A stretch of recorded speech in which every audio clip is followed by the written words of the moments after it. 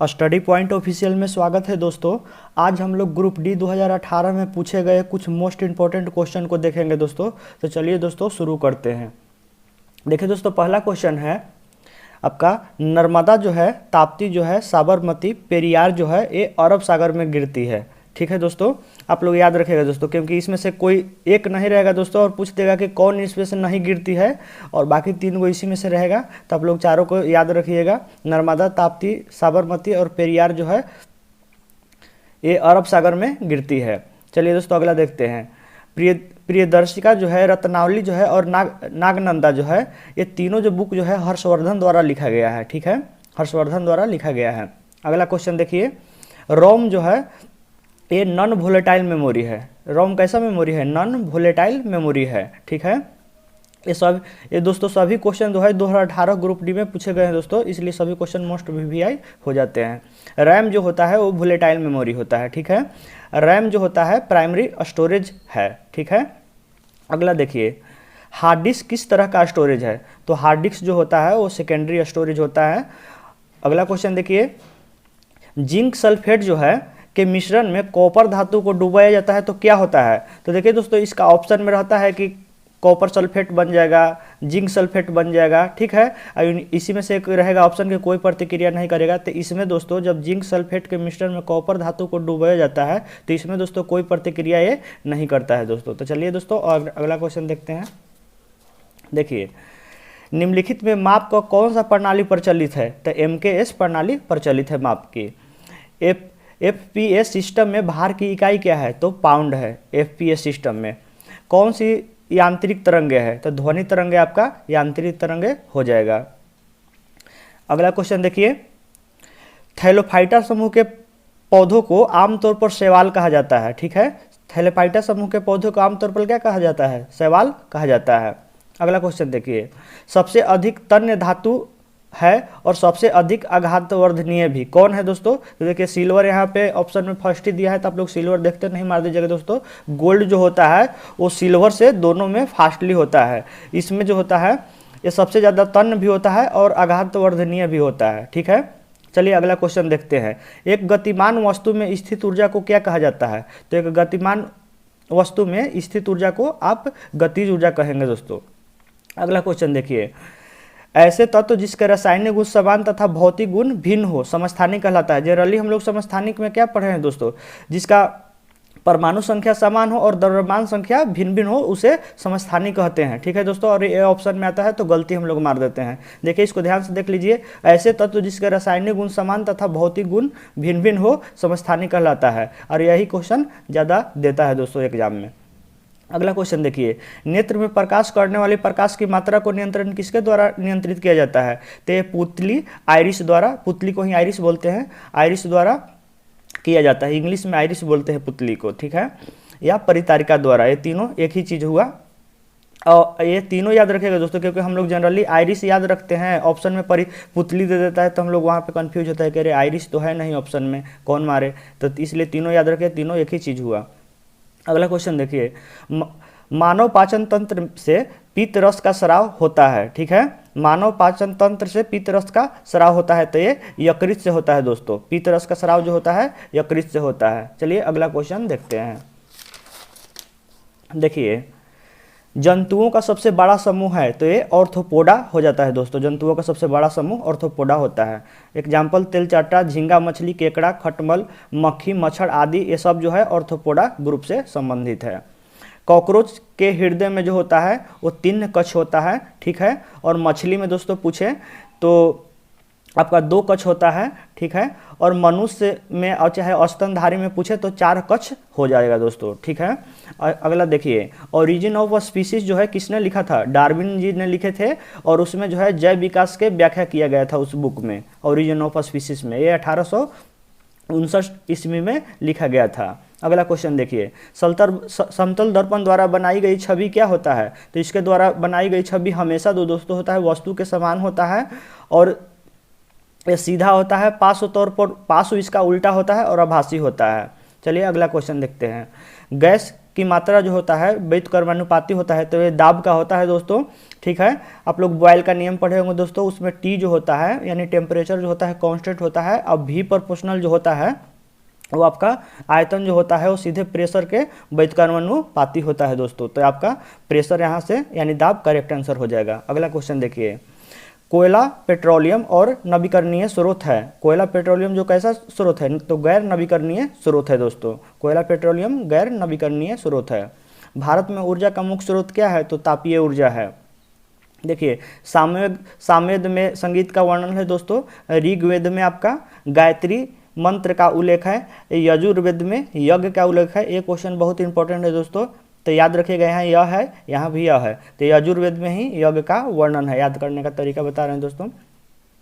देखिए यजुर्वेद कौन सा पूछता है कि कौन सा जो वेद है वो गौध और पद दोनों में है, तो यहाँ से यजुर्वेद हो जाएगा दोस्तों करेक्ट आंसर इसका।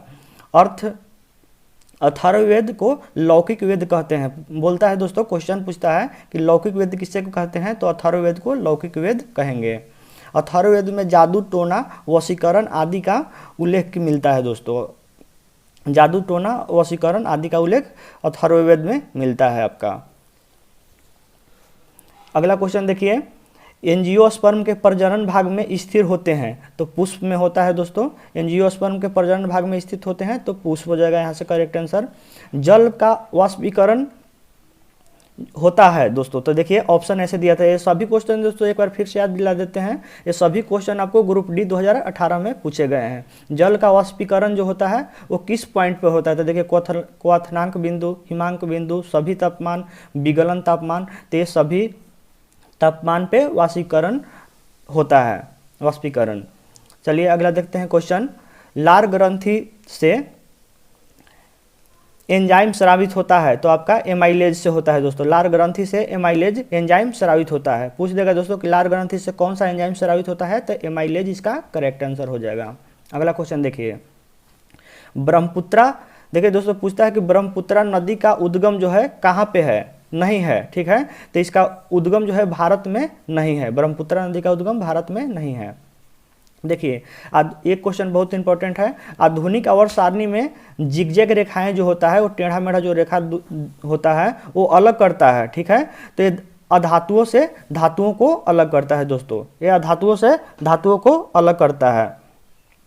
उत्प्रेरक वे पदार्थ हैं जो क्या करते हैं दोस्तों, ये अभिक्रिया को तीव्र कर देते हैं दोस्तों। ये अभिक्रिया के दर को तीव्र कर देते हैं। अगला क्वेश्चन देखिए, समरूप वृत्तीय गति एक त्वरित गति होती है क्योंकि वेग की दिशा प्रत्येक बिंदु पर बदल जाती है दोस्तों। देखिए अगर वृत्ताकार कोई चीज़ है, देखिए वृत्ताकार है तो इसका हर एक पॉइंट पे जो है जिसे बढ़ते जाएगा, अगर इस पे कोई वस्तु चल रहा है तेजी से तो हर एक पॉइंट पे इसका वेग जो होता है वो बदलते जाता है दोस्तों। ठीक है, तो आप लोग याद रखिएगा। देखिए एक क्वेश्चन भी रिपीट किया था 2018 ग्रुप डी में, और आज के तो दोस्तों जो अथी हैं क्या बोलते हैं आपका करंट अफेयर है वो किसी ईयर का उठा लेते हैं। देखिए दोस्तों 18 का करंट अफेयर पूछा था, सामाजिक मुद्दों पर सर्वश्रेष्ठ फिल्म के लिए 64वें राष्ट्रीय फिल्म पुरस्कार 2017 में राष्ट्रीय पुरस्कार किस फिल्म को दिया गया था, तो ये आपको पिंक को दिया गया था दोस्तों, पिंक को दिया गया था। चलिए अगला क्वेश्चन देखते हैं। देखिए बोल रहा है कि निम्नलिखित में से कौन सा ऊतक मुख्य रूप से मृत कोशिकाओं से बना होता है, तो ये जाइलम होता है दोस्तों, ये जाइलम हो जाता है।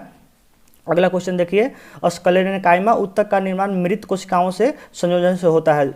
और क्वेश्चन दे देगा दोस्तों कि कौन सा ऊतक है जिसका निर्माण जो होता है मृत कोशिकाओं से होता है, तो स्क्लेरेन्काइमा ऊतक हो जाता है। ये देखिए क्वेश्चन बहुत इंपॉर्टेंट होता है दोस्तों। ये बोल देता है कि नारियल के बाहरी रेशे जो होता है वो किस कोशिका से बना हुआ होता है, तो ये आपका स्क्लेरेन्काइमा ऊतक से बना होता है। किस ऊतक दे देता है दोस्तों कि नारियल के बाहरी रेशा जो होता है किस ऊतक से बना होता है, तो ये आपका स्क्लेरेन्काइमा ऊतक हो जाएगा। ठीक है, चलिए अगला क्वेश्चन देखते हैं। पौधों में अवशोषण और ऊपरी गतिविधि में जड़ों को पत्तियां तक पानी और खनिज को संचरण में मदद करता है, तो ये वाष्पोत्सर्जन हो जाएगा दोस्तों, ये आपका वाष्पोत्सर्जन हो जाएगा।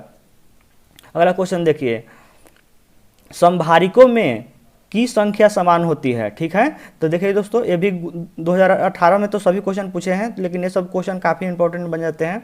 देखिए ऑप्शन दिया हुआ है नाभिक, इलेक्ट्रॉन, आयन और प्रोटॉन, तो इसका करेक्ट आंसर नाभिक हो जाएगा दोस्तों। संभारिकों में नाभिकों की संख्या समान होती है।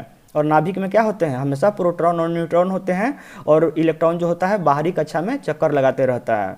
देखिए अगला क्वेश्चन देखते हैं। विभिन्न प्रकार के अस्थायी ऊतकों के निर्माण के लिए आपका मेरिस्टेमेटिक ऊतक कोशिकाओं का अलग किया जाता है।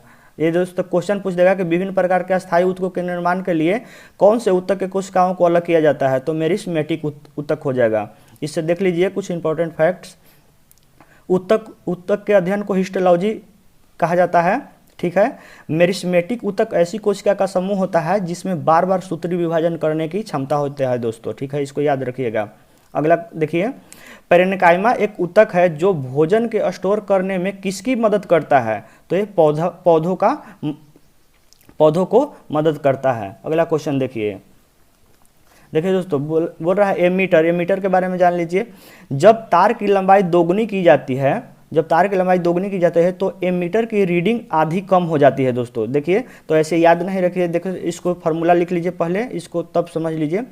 आर प्रोपोर्शनल रोएल बाई ए होता है, तो जो पूछ रहा है इसमें से पहले लिख देंगे। देखिए तार की लंबाई पूछ रहा है और धारा में पूछ रहा है, तो इसमें से दोनों का लिख लेंगे। तो देखिए अगर देखिए दोस्तों आर बराबर वी बराबर आई आर होता है, तो आर बराबर वी बटे आई लिख देंगे, और रोएल बाई ए हो गया। अब हमको क्या क्या चीज़ में पूछ रहा है, आपका लंबाई में पूछ रहा है और आपका धारा के बारे में पूछ रहा है। तो देखिए आई ले लिए यहाँ से, ठीक है, इसमें से, और आपका एल ले लिए दोस्तों। तो देखिए ऐसा इसमें से रिलेशन यहाँ से निकल जाएगा।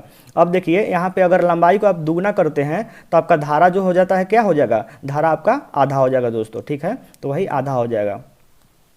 देखिए अगला क्वेश्चन, अमीटर परिपथ में सदैव श्रेणी क्रम में लगाया जाता है दोस्तों। देखिए पूछ देगा क्वेश्चन कि अमीटर जो होता है श्रेणी क्रम कैसे किस में लगाया जाता है, दे देगा ऑप्शन की श्रेणी क्रम, समानांतर क्रम, मिश्रित श्रेणी में, तो ये हमेशा श्रेणी क्रम में लगाया जाता है। अगला क्वेश्चन देखिए, विद्युत धारा को एम्पियर में मापने के लिए अमीटर नामक यंत्र का प्रयोग किया जाता है, ठीक है।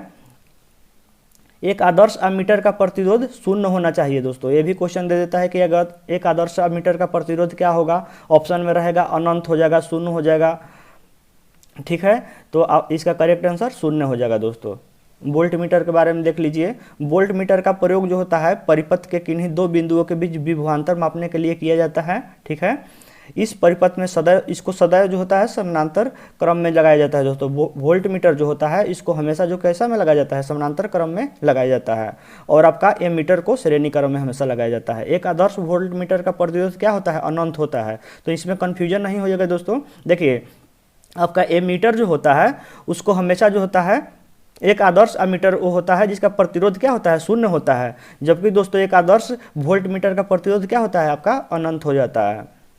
अगला क्वेश्चन देखिए, क्लोरीन जो है सबसे इलेक्ट्रोपॉजिटिव तत्व है, ठीक है, याद रखिएगा। क्लोरीन जो है सबसे इलेक्ट्रोपॉजिटिव तत्व है। सबसे अधिक इलेक्ट्रॉन बंधुता किसका होता है, तो आपका क्लोरीन का होता है सबसे अधिक इलेक्ट्रॉन बंधुता, ठीक है। वर्ग 7 के तत्वों को इलेक्ट्रॉन बंधुता उच्च होता है, उसी का प्रथम जो होता है ये क्लोरीन होता है। फ्लोरीन का विद्युत ऋणात्मकता जो होता है सबसे अधिक होता है दोस्तों, ठीक है। तो आप लोग नोट्स डाउन करते चलिएगा दोस्तों, ये सभी क्वेश्चन मोस्ट VVI है। तो आज के लिए बस इतना ही दोस्तों, ठीक है। आज का वीडियो आपको कैसा लगा हो, अगर अच्छा लगा हो तो लाइक, कमेंट और सब्सक्राइब कर दीजिएगा, और वीडियो देखने के लिए आपको बहुत बहुत धन्यवाद दोस्तों।